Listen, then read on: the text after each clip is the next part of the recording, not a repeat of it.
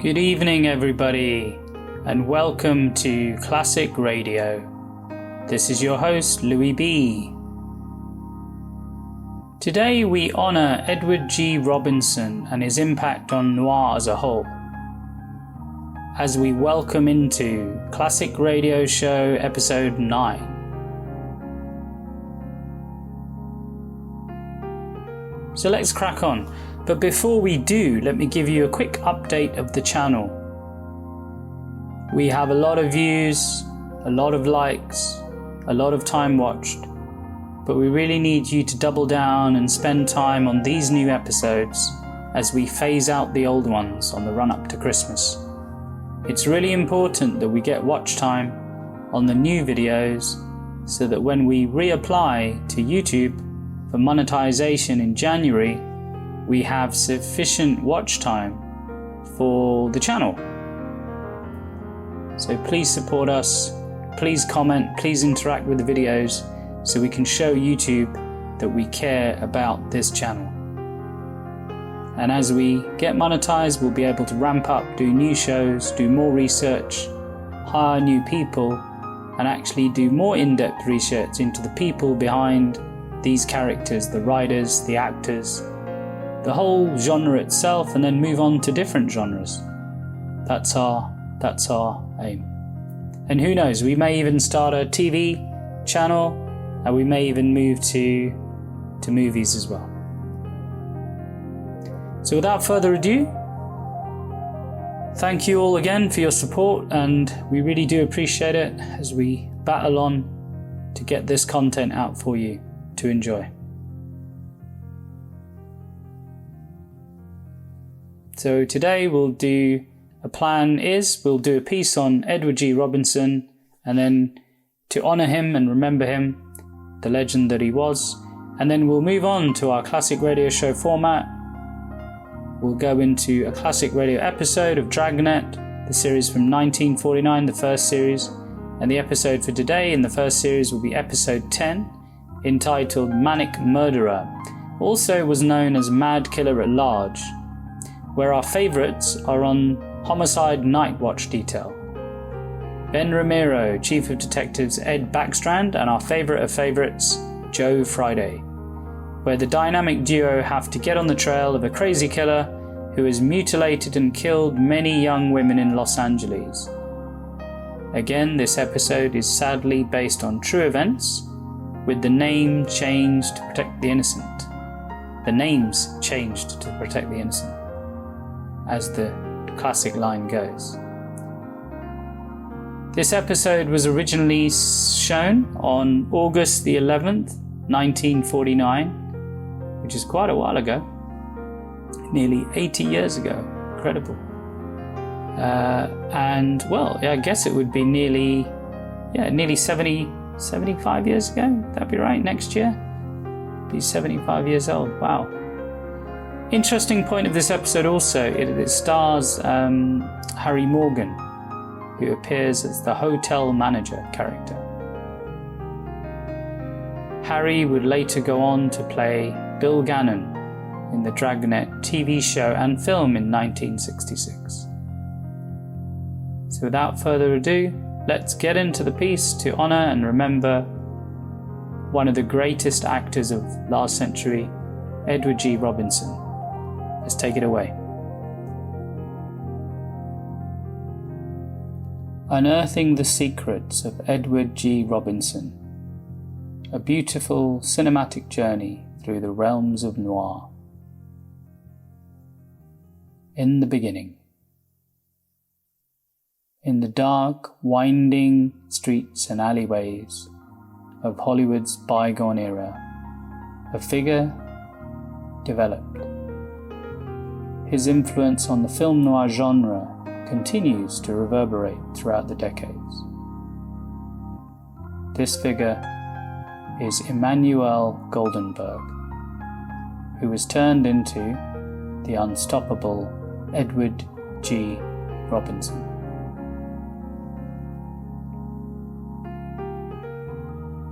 Robinson's migration to the bustling streets of New York and subsequent transformation into a cinematic luminary, encapsulates a narrative that is replete with talent, tenacity, and an unwavering commitment to portraying characters that transcended the silver screen.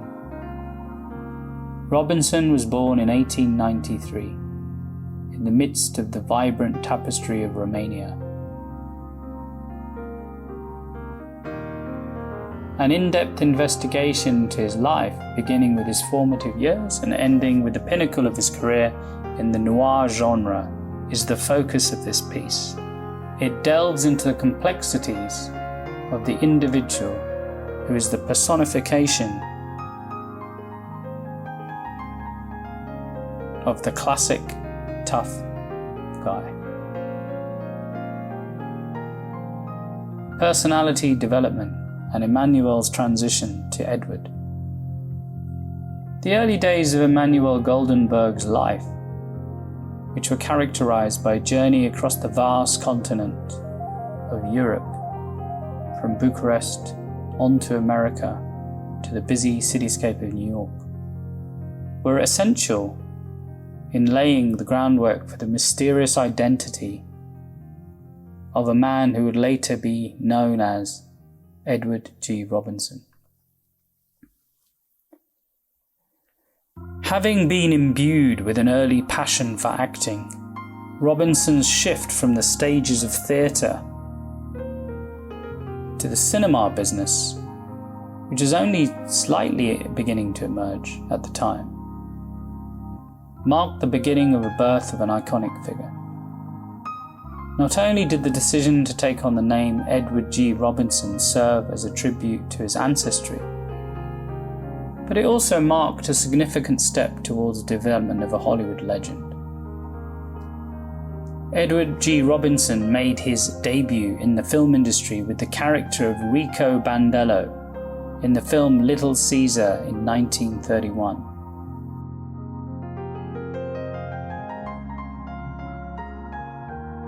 This film is considered to be the role that gave rise to the stereotypical tough guy attitude. This event marked the beginning of an image that would come to determine the course of his early career, establishing him as a notable figure in the pre-noir era. A movement to collaboration between artists and the ascension of noir. Robinson made a smooth shift into this gloomy realm during the 1940s, when the film noir genre was at its height of popularity in the decade. The Woman in the Window in 1944 and Scarlet Street in 1945 demonstrates Robinson's ability to negotiate the morally ambiguous landscapes that are hallmark of noir storytelling. These films were produced in collaboration with imaginative directors such as Fritz Lang. His characters, who were constantly caught up in webs of criminal activity and ethical conundrums, were endowed with psychological depth which mirrored the development of the genre as a whole. Robinson's performance of the insurance investigator Barton Keyes in the film Double Indemnity 1944, one of my favourite films of all time, and a classic film noir, which was directed by the incredible and remarkable Billy Wilder, provided a remarkable element to the noir narrative. Robinson's ability in infusing depth and empathy into characters who transcended typical tropes was highlighted by Keyes, who was a dogged investigator of the truth. Off-screen persona and the influence of new wave noir. The dedication that Robinson had for his work stretched beyond the confines of the celluloid frames and into his personal life. In contrast to the image of a gruff guy, Robinson was well known for his involvement in several cultural activities and political activism. Both his commitment to playing hard parts and his involvement with noir storytelling had an impact on the individual, who was the inspiration for the characters. It was via his roles in films like Key Largo with Humphrey Bogart in 1948 that Robinson was able to demonstrate his progression within the noir genre. He injected a depth of vulnerability to his strong look by playing the role of Johnny Rocco, a violent gangster who was left in a hotel in Florida during a hurricane. This movie highlighted the evolving dynamics of the noir narratives, in which people struggled not only with external dangers, but also with their own internal battles and difficulties. The fading of the noir era. Despite the fact that Robinson's career varied during the 1950s, the influence of his parts in films were considered to be noir remained carved in the annals of cinematic history. His crossover to television, demonstrated Robinson's ability to adapt to other mediums while still preserving his narrative gravitas. And that's the first part of our take on Edward G. Robinson. We will now take you to Dragnet, our scheduled classic radio rerun episode from 1949, originally screened in August the 11th, 1949, starring Jack Webb as Sergeant Joe Friday, with his sidekick Ben Ramiro and his chief of detectives Edward Backstrand, as we move on to episode 10, The Maniac Murderer. Based on true events, with the names changed to protect the innocent. This episode is where Friday and Ramiro have to hunt down a crazy killer who has mutilated and killed many women in Los Angeles. They have to get him before it's too late. After the episode, we'll get back in line in honouring and remembering Edward G. Robinson. But for now, let's take it away, and I hope you enjoy today's Dragnet episode.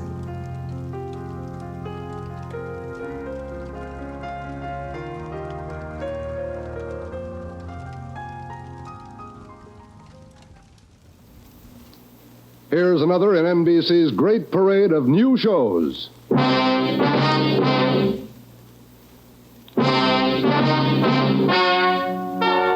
Ladies and gentlemen, the story you're about to hear is true. Only the names have been changed to protect the innocent. NBC brings you Dragnet.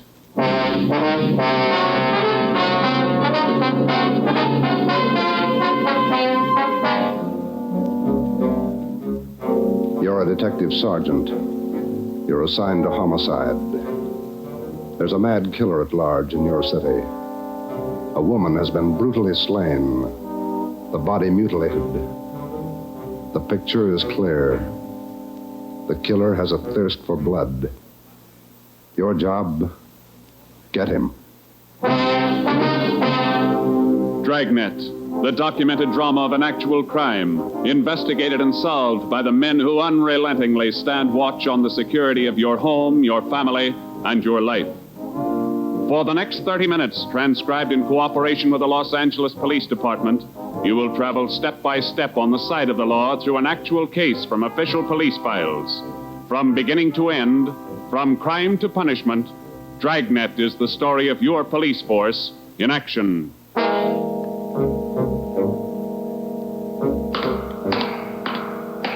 It was Wednesday, January 12th. It was raining in Los Angeles. We were working the night watch out of homicide. My partner's Ben Romero. The boss is Ed Backstrand, chief of detectives. My name's Friday. I was on the way back from the morgue, and it was 11:23 p.m. when I got to room 42. Homicide. Hi, Joe.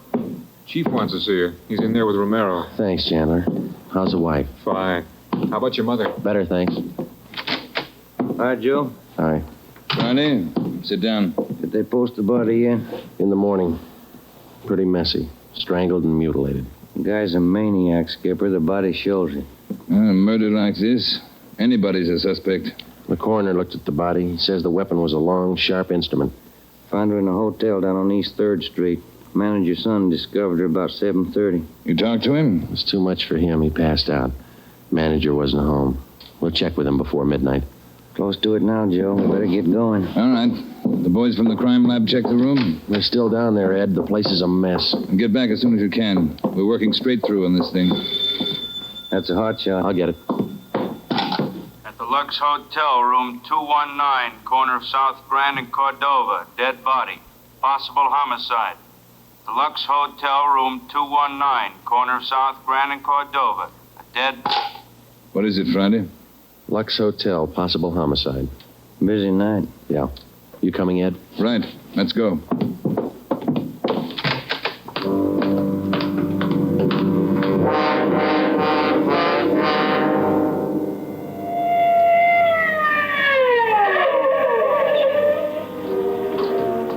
Six minutes later, Ed Backstrand, Ben, and I pulled up in front of the Lux Hotel. The manager met us at the door and led the way up a narrow stairway to the second floor. The room number was 219. We were prepared for the worst. We got it. You're right, Romero. The guy must be a maniac. Two hotels, two murders. The same M.O. Three of us made a brief inspection of the room at the Lux Hotel. We took a few notes on the appearance of the girl's body and a brief description. Apparently, she'd been strangled to death first, and then her body brutally mangled. Ben and I went back down to the lobby, and the manager, Mr. Ford, showed us the house book. The girl was registered together with a man, Mr. and Mrs. Philip Grant. We took the hotel register to have it checked for fingerprints and to photostat the handwriting. Ben notified the crime lab. Then we went back to the room and questioned the manager. Mr. and Mrs. Philip Grant, that's all I know. I never saw either one of them before tonight. When did they check in, Mr. Ford? About 3 hours ago. That's right, about 9. Maybe a little before. Did they register together? Yeah, a little before 9. They came in together. Did you let them in the room? Yes, sir, like I always do. It's a small place here, maybe not first class, but I treat people right. What did the man look like? You remember? I think so. Kind of tall. Young, maybe 30 or so. Husky fella. Had a mustache. How tall would you say, Mr. Ford? Oh, about your height, Wade. Must have been at least 180. Seemed like a nice fella. Would you know him if you saw him again? I think so. People sure don't act like they look. You think it was him? Can you think of anybody else? Well, no. I never saw him before tonight, either one of them. I don't know anything about it. Did you notice anything in particular about them when they came in? Well, he didn't show it, but it looked like she'd been drinking a little. Giggling, you know. And you didn't see this man Grant leave the hotel? No, I didn't. I must have been checking the account books back of the desk. Guess he got by me. Is there a back entrance to the hotel, Mr. Ford? No, he had to come out this way, all right. How about the fire escape? I never thought of that. Say, I bet you cops think I'm trying to hide something. How did you happen to find the body? I don't know anything about it, honest. I've been running the hotel for 10 years now. Everybody knows me around here. You can ask at the bank. All right, Mr. Ford. Now, would you mind telling us how you happened to find the body? I don't want a lot of lousy newspaper publicity. Give the place a bad name. Can you blame me? The newspapers won't get your name from us. All we want to know is how you happened to find the body. Well, I told you. It's a small place here, but I like to treat people right. A couple hours after they checked in, I remembered I forgot to fill the ice water pitcher in the room. So I got some and took it up. The door was opened a little ways. It's got a bad catch on it, and the lights were on. I peeked in, and there she was. She was... Well, the guy must have been crazy. Do you remember what time it was when you found her? Well, just before I called the cops, about 11:30, I guess. All right, Ford, that's all for now. When the other officers get here, show them up, will you? Yes, sir, I sure will. Romero? Yes, Skipper? Get on the phone downstairs and call the Metropolitan Division. Have them send us every available man from the reserve unit. We're going to patrol the area for the rest of the night. Right, Chief. Least we can do is make it hard for him. 2 murders in 7 hours. Yeah, both of them in a 3-block radius. Same pattern. It's got to be the same guy. All right, we got a description. What do you think? Well, when the reserve unit shows up, have them cover this whole section of town. Pick up everybody who even comes close to that guy's description. All right, Ed. It's got to go fast. We can't lose a minute. 1 hour either way, it might mean another body. Like this one. 9 minutes later, at 4 minutes past midnight, the men from the crime lab showed up. It started to drizzle. They went over the room in detail. They dusted everything in the room for fingerprints, the walls, the doors, the fixtures in the bathroom, the lamps, chairs, everything. They took samples of the girl's blood and her lipstick. Small pieces of flesh and human hair were found under the girl's fingernails. The nails were scraped carefully and the contents put in an envelope, marked and sealed. Ed Backstrand ordered pictures taken of the room and the girl's body from different angles. Every object in the room that could have any possible tie-in with the murder was photographed. It was raining. The rear of the hotel where the fire escape was overlooked a vacant lot. Ben had a hunch. While the lab men were at work, we left the hotel and circled around into the lot for a look at the ground directly underneath the fire escape ladder. It was raining hard now. Must be an easier way to make a living. Mud's almost up to my knee. Mine, too. Watch your step. See any prints? No. Wait till my wife sees these new shoes. Put it on your expense account. Oh, real funny. Ben, get that light over here. Look. Yeah. Good set of prints.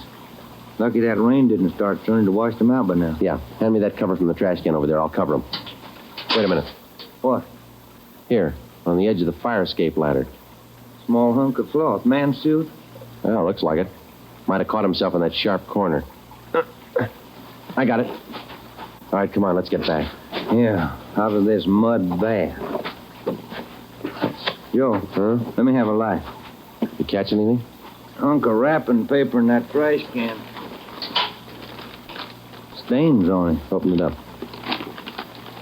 Look. Yeah, butcher knife. We went back to the Lux Hotel, room 219. The lab men were tearing the room apart. It was 10 minutes to 1. We gave the blood-stained knife and the piece of cloth we found on the fire escape to Lieutenant Lee Jones, head of the crime lab. We told him about the footprints just below the fire escape ladder. The knife will help us, so will the cloth. I don't know about the footprints. You say you covered them? That's right, Lee. They still look in pretty good shape. Maybe we can do something if the rain hasn't broken them down too bad. Bracken. Yeah, Lieutenant? You and Sloan get downstairs and take a look at those prints. They're good enough. Get a torch, dry them out, and make a cast, right? Okay, Lieutenant. Come on, Sloan. That's about all I can do for you now, Ed. I think we got everything there is to get. All right, Jones. I'll follow you back to the lab in a couple of minutes. Okay, Ed. Good luck, fellas. Thanks, Lee. We're going to need it. All right, Friday. Romero, it's your baby for the rest of the night. Lee, get anything? Few prints, a woman's purse under the bed. Don't know if it's hers or not. No identification. You going to be at the crime lab, Ed? All night. As soon as we find anything, I'll let you know. Yeah? Gang of cops just came in the lobby. They asked for you. Must be the reserve men from Metropolitan. Tell them we'll be right down, Ford. Okay. You want us to handle it, Ed? That's right. Do just as I told you. Spread them out over the whole area. Cover the streets, the alleys, the flop houses, restaurants, bars, everything. You got a description to go on. Find the man that fits it. Right, Skipper. Don't forget, the guy's a killer twice over. I don't think he'd hesitate on you. Be careful.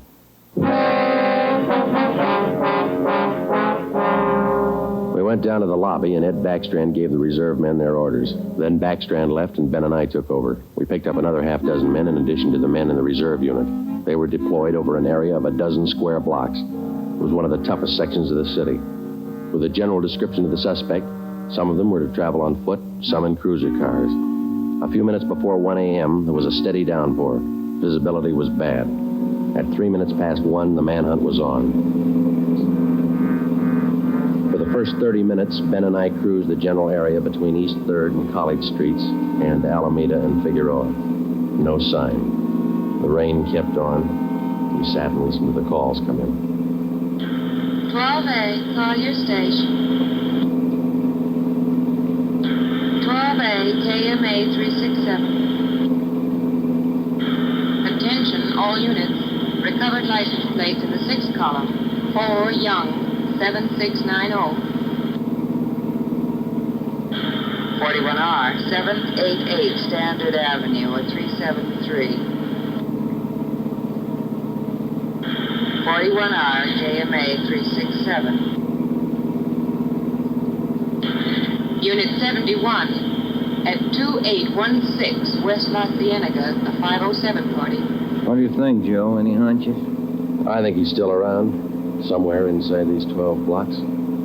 I'd bet on it. 5. All right, you're on. Want to check out a couple of these bars along here? Getting on to closing time. It's a good idea. Pull over, huh? All right, let's check them for the next couple of blocks, huh? Right. For the next 6 blocks until closing time, Ben and I checked every bar and every informant we met along the way. The questions got to be automatic. Have you seen a man answering this description? Tall, dark, about 5 feet 11, 180 pounds, well-built, mustache, about 30 years old. The answer's got to be automatic, too. Sorry, officer, I haven't seen him. No, can't remember him. Try the place down the street. We kept on checking the bars until they closed for the night. Then we started on the all-night restaurants and coffee counters. We did plenty of legwork for the next hour. Not a trace. About 2:30, the rain let up a little, and then it started in heavy all over again. That finishes that block. Yeah, I better get the radio on. Yeah. Beautiful weather. By the bucketful. You want to smoke? Thank you. Control 4 to Unit 80K. Your location? Yeah, that's it. 80K, your location. KMA 367. That's us, Joe. You want to take it? Yeah, I got it. 80K to Control 4. 80K to Control 4. Our location, corner of Alameda and Commercial.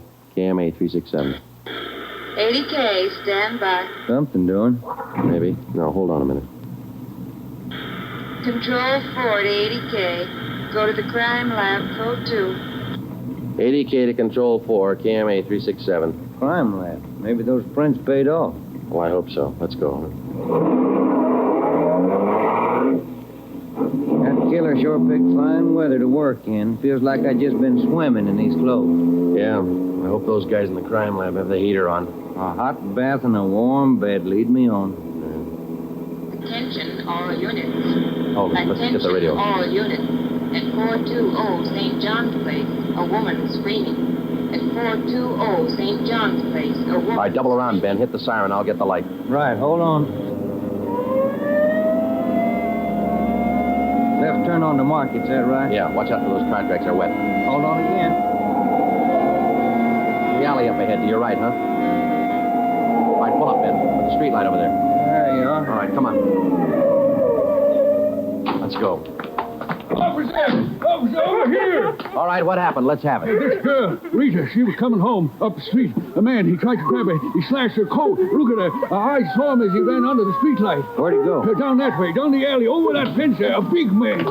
Davis, you there? Yeah, Joe. All right, Ben, go with Davis. Circle behind the alley. See what you can find. I'll call in. All right, come on, Dave. Yeah. Officer, look at her face. What's wrong with her? Severe state of shock, it looks like. Get her in the house, huh? I'll call an ambulance. 80K to Control 4. 80K to Control 4. Control 4, go ahead. Direct all units in the vicinity to converge on area around St. John's Place from Jackson to Banning Street. A woman attacked by large man with knife. Suspect left seen on foot. Possibly still in area. Request ambulance. KMA 367. 80K, roger, stand by. Attention, all units. Attention, all units. Converge on area around St. John's Place, Jackson to Banning Street. 80K reports woman attacked by large man with knife. Suspect left seen on foot. In 3 minutes, the area around St. John's Place was surrounded. For the next hour, the men combed the neighborhood back and forth. Every building, every storehouse in the 2 square blocks was searched from basement to attic. No trace. The girl, Rita, was hysterical. She could give us only a bare description of her attacker. At 3:45 a.m., a detail was assigned to patrol the area and the rest of the cars, and men were deployed again in the general area from Figueroa to Alameda Street and East 3rd to College Street. The manhunt went on. So did the rain. At 3:54, Ben and I checked in at the Old City Jail building, 2nd floor, the crime lab. Chief Ed Backstrand and Lee Jones were waiting for us. Heard about the call. How'd he get away? Not sure it was him, Skipper. How do you mean? Well, the girl wasn't hurt bad for one thing. No attempted strangling. For another thing, the guy stole her purse. That doesn't sound like the man we're after. Did you get a description from the girl? Didn't jibe too well, what she gave us. She was pretty hysterical. And you raked the neighborhood good? Every corner. Not a sign. You find anything? Yeah. Jones? Yeah, Ed. Fill him in, will you? Not one print on that knife you found, boys. Blood, but not a print. Your killer's crazy like a fox. And how about the scrapings from the girl's fingernails, Lee? Didn't help too much. Rarely do. Not enough to go on. Gotta have a fair-sized bit of flesh to run it for papal ridges. All we found under the girl's fingernails were small bits of skin. Yeah? She probably scratched the guy up some. Might have drawn blood.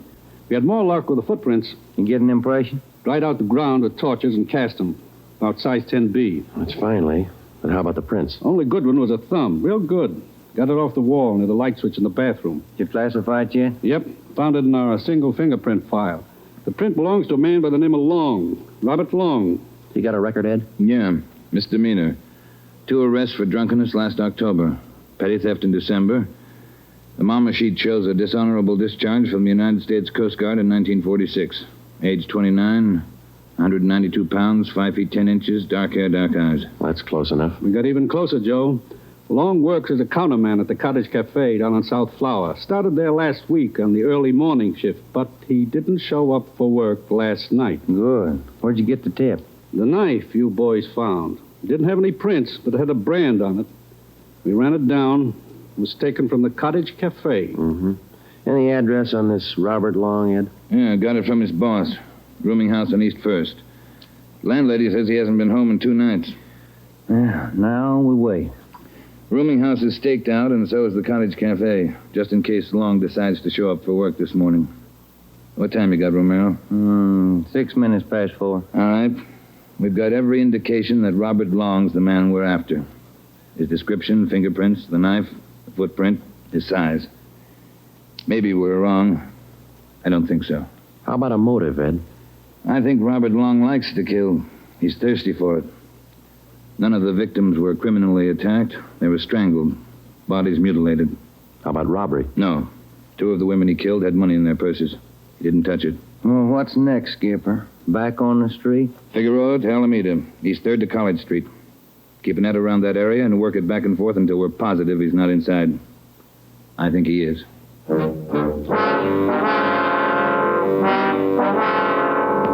At 10 minutes past 4 a.m., Ed Backstrand, Ben, and I left the crime lab and drove to the surrounded area. It was still raining. We passed several patrolmen from the reserve unit making the rounds. They didn't look any more comfortable than we felt. At Broadway and Alpine Street, Ben and I got out and started patrolling on foot again. Backstrand followed in the car to maintain a radio check. We must have covered 24 blocks and a half a dozen coffee counters before we got to the Criterion Restaurant and Donut Shop, a few blocks up the street from the Cottage Cafe. Hey, Skipper, you want to take a minute for some hot coffee? I'll keep an ear on the radio. You 2 go ahead. You look drenched. Yeah, we are. Can we bring you some back in a paper carton? Fine, thanks. Cream. No sugar. All right, Ed. Come on, Ben.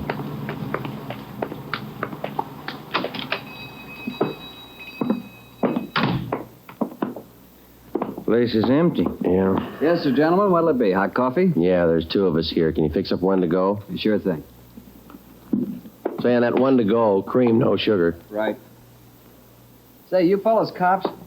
Yeah, why? No offense, just wondering. Here you are. Thank you. Cop in uniform was around a couple hours ago. Wanted to know if I'd seen some guy he was looking for. Tall, about 190 pounds, mustache, about 30 years old. Yeah, that's the description he gave me. He was looking for the guy. So are we. Say, that's good. That other cop came in right at my busiest time, a little after 2 when the bars closed. You know, it gets pretty rushed, and I didn't have much time to think, so I just said no. Then after the cop left, I remembered. You saw a man answering that description tonight? Yeah. I would have told the cop, but I was rushed. You know how it is. No time to think, and then I remembered. Are you sure? Oh, I'm sure, all right. Whoever he is, he's a lady killer. What do you mean? No offense. There was a sharp-looking dame down the end of the counter, and this guy breezes in and picks her up. Talks to her about 20 minutes, buys her a cup of coffee, and they walk out together. Do you remember what she looked like? Oh, nice-looking dame. Not beautiful, you know, more on the cute side. Ben, you got that morgue shot? Oh, yeah. Here it is. Thanks. Here's a picture. This the girl? Let's see. Yeah, that's her. Who is she? I don't know, mister. Down at the morgue, they call her Jane Doe, number 7.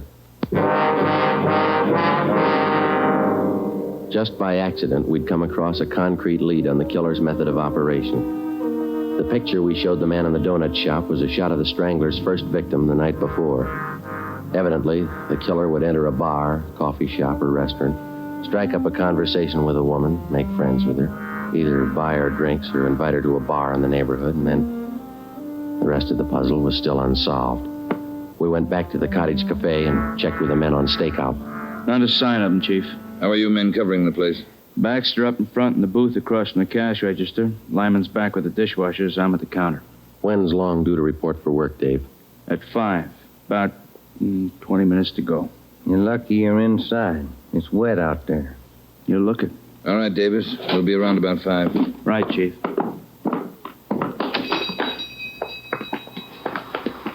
Let's get back in the car.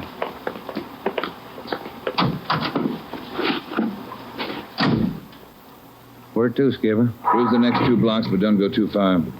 If Long shows up for work this morning, we want to be around. The next 10 minutes dragged by. The rain kept on. Backstrand chewed nervously on a cigar. At South Flower and First Street, the sewers were clogged with street refuse. The rain backed up and filled the intersection. A group of aircraft workers huddled together in a doorway on one corner, waiting for the bus. It was cold and damp. I opened one of the back windows in the car to get some fresh air in. Off in the distance and close by, we could hear the sounds of a big city waking up slow to a rainy January morning. It was 8 minutes to 5. Attention all units. Attention all units. At 780 East Main, a restaurant. Man answering description of murder suspect. All right, Romero, step on it. Right, Skipper. About 10 blocks away, Ed. Who's going to cover the men at the cottage cafe? If this is a blind lead, it won't take us long to find out. They can handle it alone if they have to. Hang on. Look out. We're skidding. That was a close one, Ben. Yeah. If this is the guy, I owe you $5, right? Yeah. Attention all units. Additional information on your call to 780 East Main. Officers in pursuit of suspect. Suspect is on foot. Step on it, Romero. Attention all 2 more units. blocks, Skipper. Watch this, Ben. Next one to the left. On your Got call it. to 780. That's the joint up ahead there. All right, watch your step and don't take chances. Don't play with him. Right. Here we go.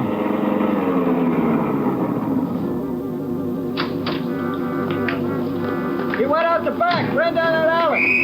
Come on, Ben. Behind you? You men, hustle it. Circle around the block and choke off the alley. There! Emerson, Holmes, go with him. Right? All right, over the fence, Ben. Ben, look out, look out. You all right? It's not that good. Come on, Joe. All right. There he goes. Between the buildings. Stop or I'll shoot. The next house. He ducked into the basement. All right, cover me. Right. Come on, he broke through the garage doors. There's Davis. Dave, he slipped through. Get down to the next corner and ring the block. Yeah. Ben, did you follow him? Yeah, right on his tail. That warehouse. A couple of lots over. He went through the back.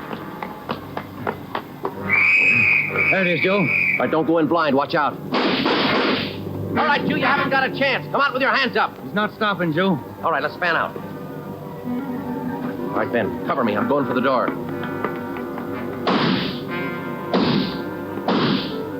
All right, Ben, come on. You're clear. You spot him? There he is. Let's get him. Close. He's in a good spot. Let's move. He's up in the loft. Come on, let's head for the stairs. Will you? Easy. You spot him, Ben? Not a sign. Ben, look out, that packing tape.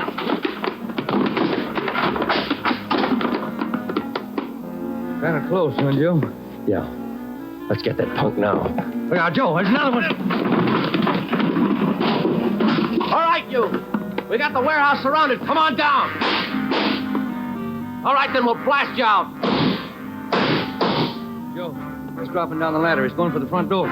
They're waiting for you with Tommy guns out there. They'll cut you down. Stop.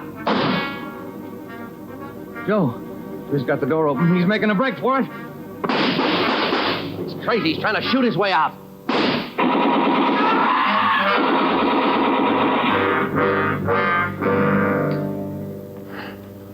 already asked for it. Yeah. Let's take a look.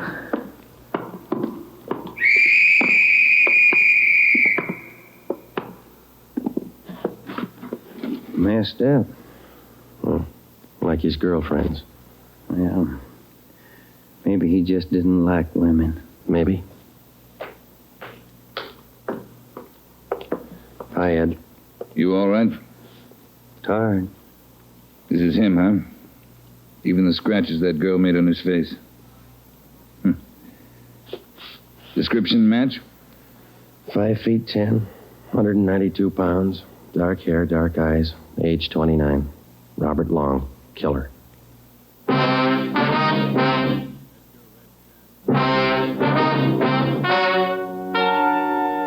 story you have just heard is true. Only the names were changed to protect the innocent.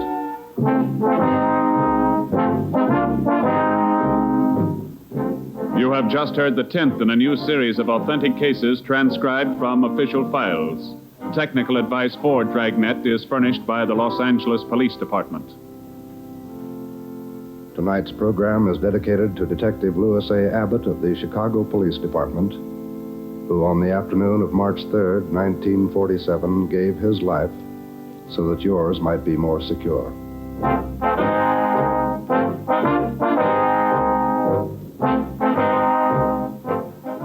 Dragnet came to you from Los Angeles.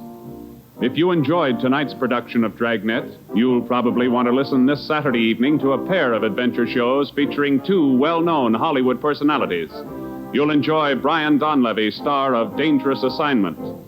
Also on Saturday's schedule is Richard Diamond, private detective, as played by the screen's romantic tough guy, Dick Powell. Listen to both of these exciting programs this Saturday over most of these NBC stations.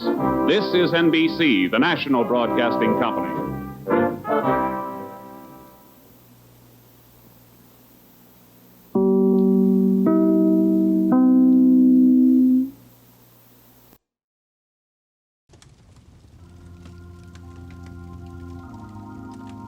Well, I hope you enjoyed today's episode. That was a great one, wasn't it? Very, very good. These old episodes are very close to my heart. When I was a young lad in London, I used to, just a teenager, we used to have like a radio Walkman, and I saved up for this myself. And then on Wednesdays, we had a channel called Radio 5 where they used to do episodes of Dragnet every evening. So my dad was quite strict and he made us go to bed early, as it was a school day obviously on Wednesdays. And as I lay in bed in the dark, I would play Radio 5. I would sometimes go rush up to bed to listen to this episode on the headphones, and I would listen to Dragnet, Box 13 with Alan Ladd as Dan Holliday, and The Black Museum with Orson Welles. And it was just a great eye-opener to all these sort of views of noir and old radio, where I was used to watching with the family every Sunday and Saturday. We used to watch many old Hitchcock films and, you know, all the John Wayne movies, the westerns, but we never really got around to listening to radio much, even though my dad had a 70s radio center, which is this really old radio dashboard, which I still don't know where that is actually. It had a record player and a radio. Very, very old, but very cool as well. But yeah, that's where we've got to. So now let's get back to reminiscing there, Louis B. Let's get back to unearthing the secrets of Edward G. Robinson's, as we take a cinematic journey through the realms of noir with this fantastic actor, as we enter his final years and legacy.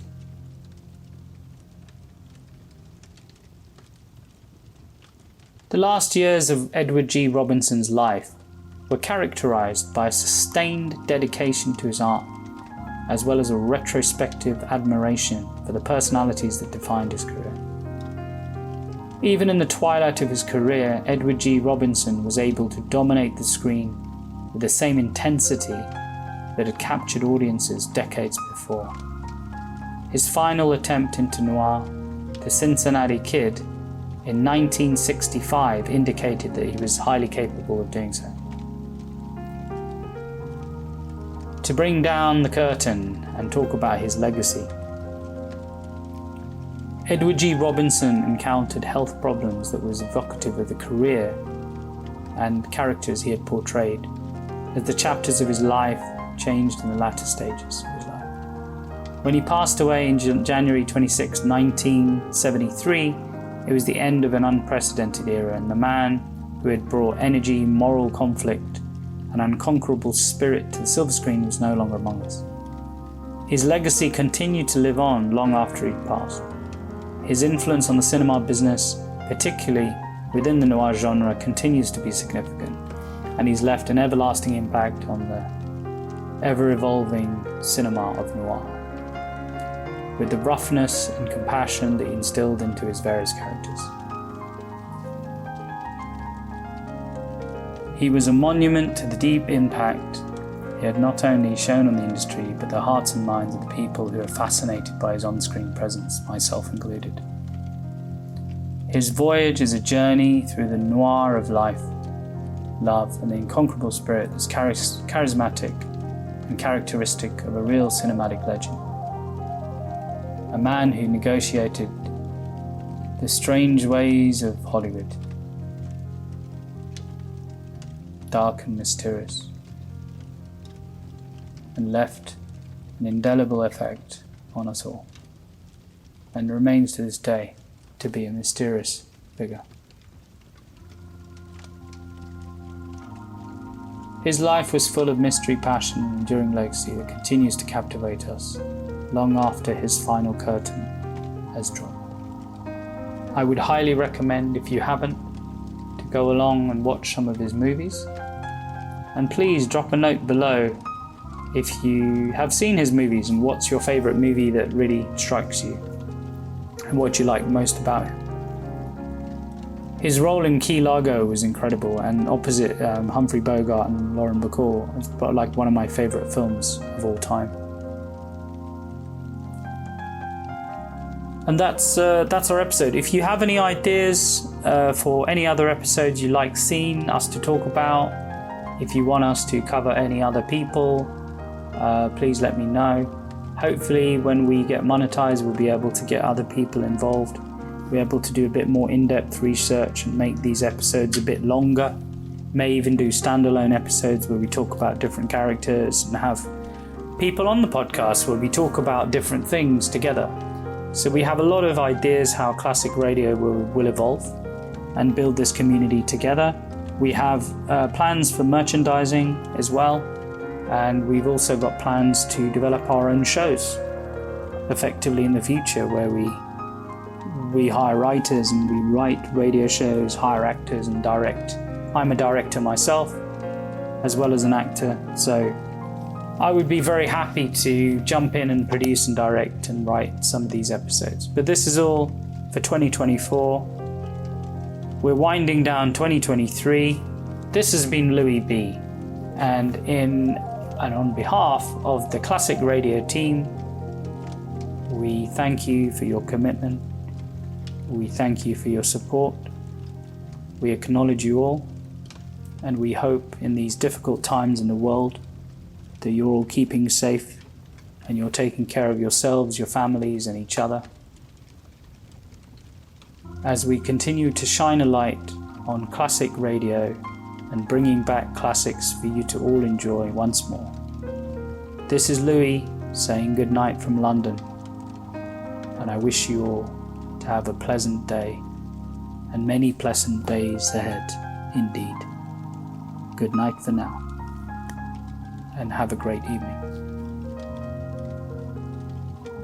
Also, just to say, if you haven't liked and subscribed already and hit the notification bell so you know when our next episode comes out, I would hereby invite you to do so, if you so wish.